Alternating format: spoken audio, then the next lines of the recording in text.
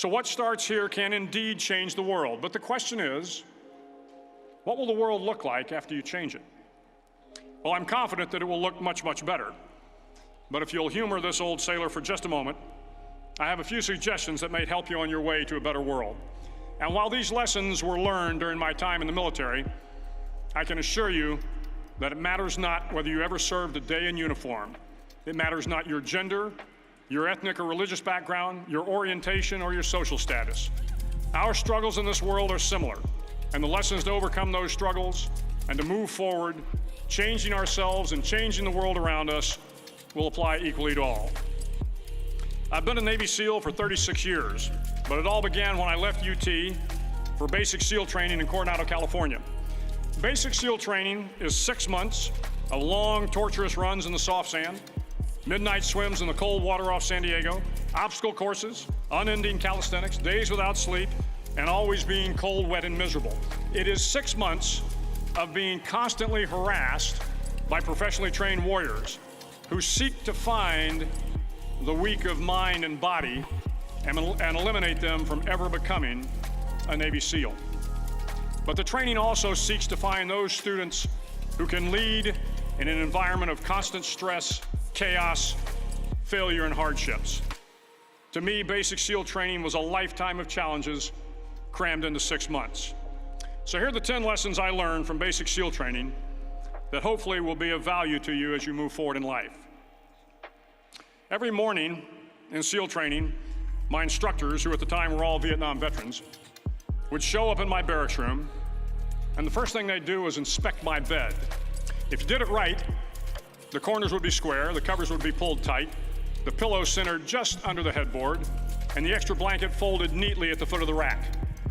It was a simple task, mundane at best, but every morning we were required to make our bed to perfection. It seemed a little ridiculous at the time, particularly in light of the fact that we were aspiring to be real warriors, tough, battle-hardened SEALs. But the wisdom of this simple act has been proven to me many times over. If you make your bed every morning, you will have accomplished the first task of the day. It will give you a small sense of pride, and it will encourage you to do another task, and another, and another. And by the end of the day, that one task completed will have turned into many tasks completed. Making your bed will also reinforce the fact that the little things in life matter.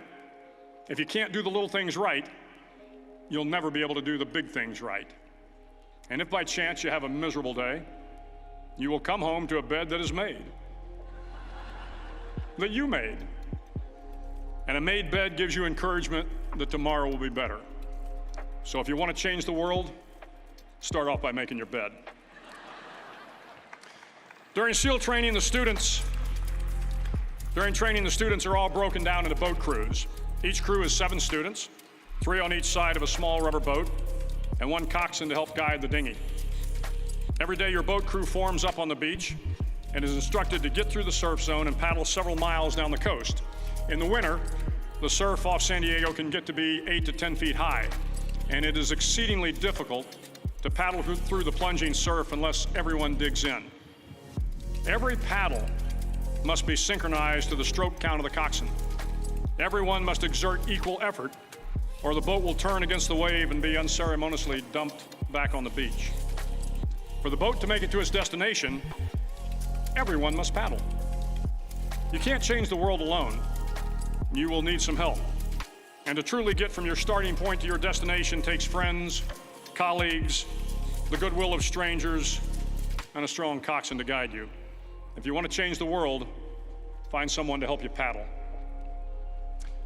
Over a few weeks of difficult training, my SEAL class, which started with 150 men, was down to just 42.